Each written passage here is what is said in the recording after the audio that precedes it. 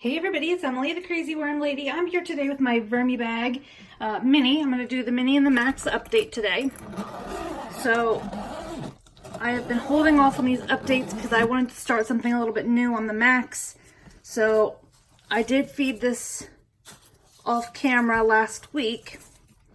And I wanted to see how they were doing. We've been using the glossy printed paper to hold in moisture.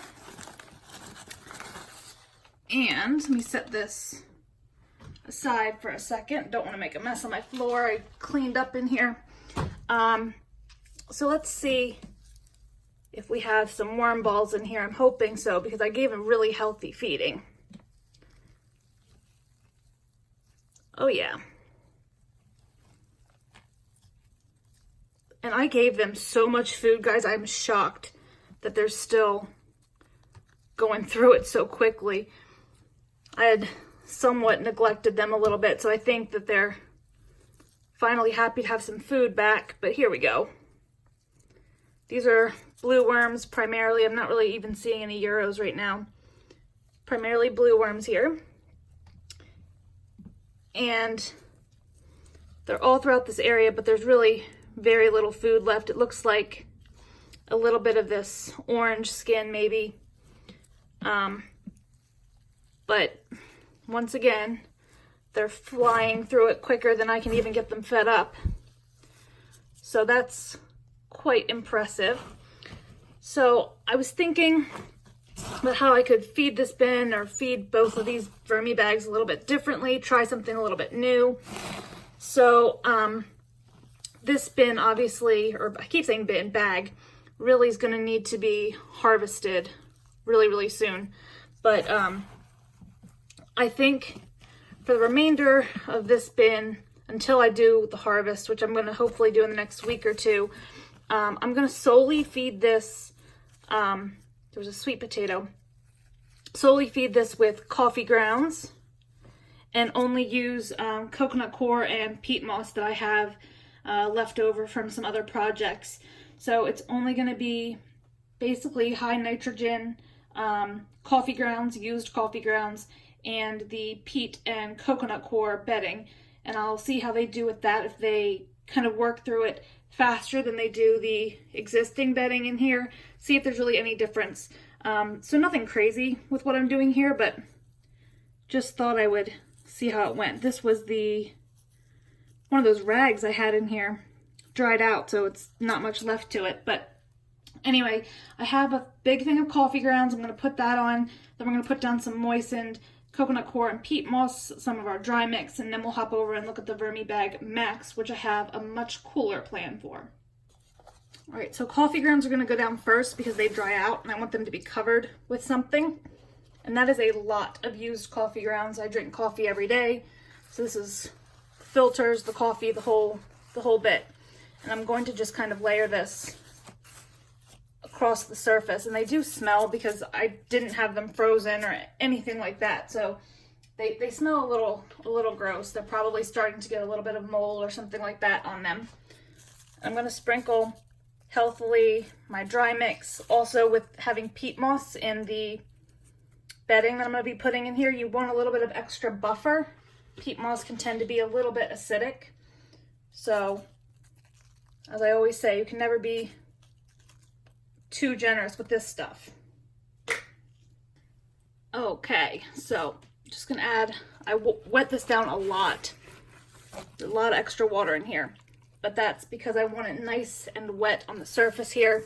And this is the fibrous stuff that was left over after I sifted some of the coconut coir and peat moss, so it's gonna need extra moisture to really make sure that it can stay damp and that the worms will actually be able to work on it.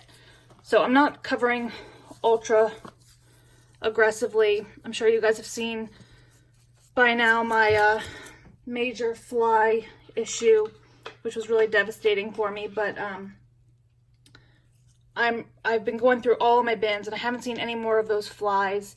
And since I removed the reproduction games bins out of the house, the few remaining flies that I saw, which the funny thing was is I only saw a few here and there until I opened the bins. but they pretty much are gone. I've seen one or two have killed them, so I think those problems are on the mend, but I definitely still want to be cautious. So I'm making sure everything's zipped up tight, lids are on, and I'm peeking into my bins periodically, so if any problem arises, I can try to nip it in the bud really, really quickly. So enough blabbing about that. Let's hop over to the VermiBag Max, which I think we're going to turn into a trash bin. I was inspired by Tom, the developer of the VermiBag. He had a whole series, I think he's still running it, on running his bin as a trash bin, throwing things in whole to see how the worms could handle it. So I thought I would like to give it a try myself. So we'll hop over there, we'll get that started, take a look, see how they're doing, and then that will be our update for today. Okay, so here we are with the VermiBag Max.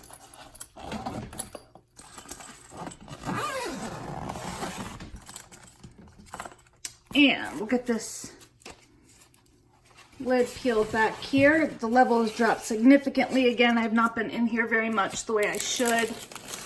So I don't know if there's going to be any worm activity up top because I've moistened it down some, but haven't really been feeding ultra aggressively. But let's bring in the lamp.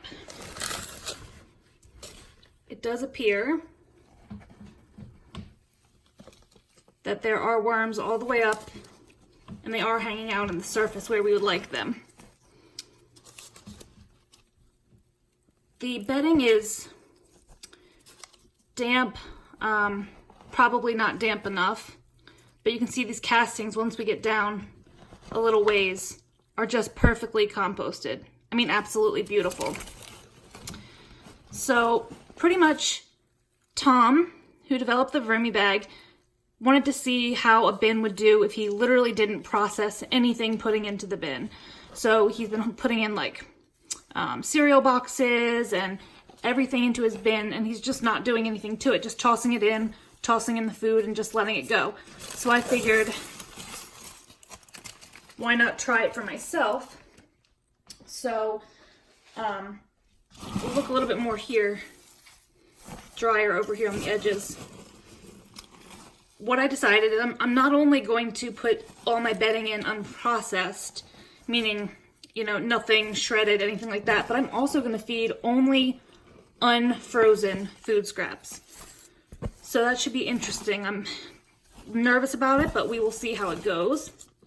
I am going to move the lamp so that I can start dumping stuff in here, but this so far is what my plan is. So I have a bunch of bedding items here. Mix this up a little bit.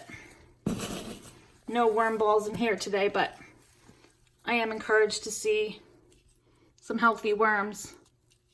Still some sweet potato skins that they're hanging out in, but the worms are doing great. So just gonna level this surface out.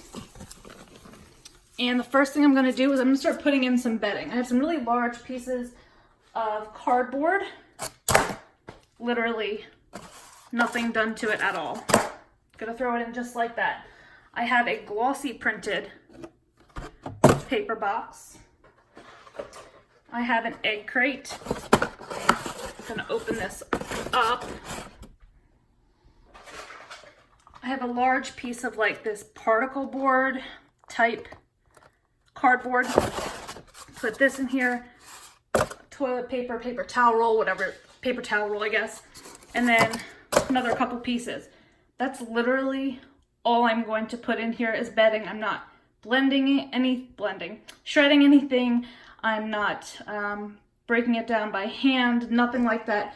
Just putting it all in just like that. So what I'm gonna do now is just in these crates and all, I'm just gonna pour some water to let them saturate a little bit. And then we're gonna add some unfrozen food scraps. Okay, so there's still standing water in here, but that's fine. It's gonna take time to absorb it. And I'm gonna need plenty of moisture because I'm not really gonna have a solid cover. There's gonna be a lot of air being able to get down below. So this is a whole container of coffee grounds, yet again. Got plenty of these. Let these lay across the top here. Then I have, I can reach it without having to turn the camera off, two things here. winter radishes that fell to the bottom. Completely never even got to them. I'm embarrassed, but at least the worms will be able to eat them.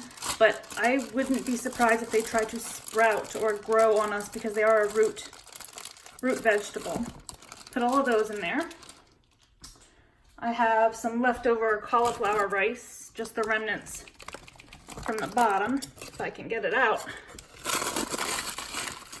Those must have been in the colder part of my refrigerator that does like to freeze a little bit, but it's only been in there for a day, so not really fully frozen by any stretch of the imagination.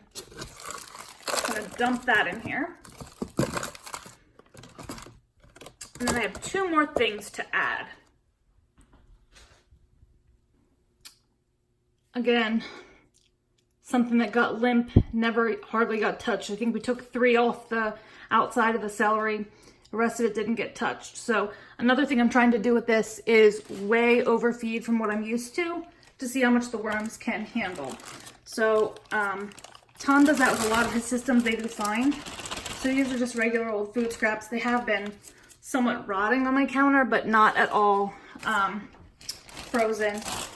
And there's an interesting thing in this last bag, and that's the bottom of some broccoli. So I'm interested to see how these onions, broccoli, things like that, how they fare in the system when they're not frozen, because I've gotten into the habit of doing so, seeing so many things sprout on me in the past. And now I'm just saying, nope, not gonna do it, and we're gonna see how it goes just like this. So what I am gonna do is I'm gonna cover it back up with the kind of glossy printed papers just over the surface loosely, and then just zip the zipper tight and see how quickly the worms move up here. If it would become problematic smell-wise, I might come back and cover it a little bit more with like just whole pieces of newspaper. But for now, I'm gonna keep it really loose and just see what happens. So we'll top it off and then that will be it. So a massive amount of my dry mix on top. They're gonna need plenty of grit to break all of this down. And then I'm just going to lay some of these newspaper pieces and all, magazine, kind of loosely across the top. Seriously, nothing fancy, and we're gonna see how it goes. So let me know what you think, guys. This is a little bit crazy, but hopefully it will prove me wrong, that this will break down quickly, the worms will be able to get to it, and the bin will thrive. I keep saying bin, you know I mean bag, but that it's gonna thrive even though it's not covered the way I'm used to, all of that. Good thing is this is in a room that I'm not in very often, so I don't think the smell would be a big deal, but if it becomes a big deal, like I said, I can come in and cover it a little bit better. But this is how it's going to go for now, so let me know what you think. Drop those comments below. Like this video, subscribe if you'd like some more content from me, and I'll be back with you guys real soon for an update. Have a great day.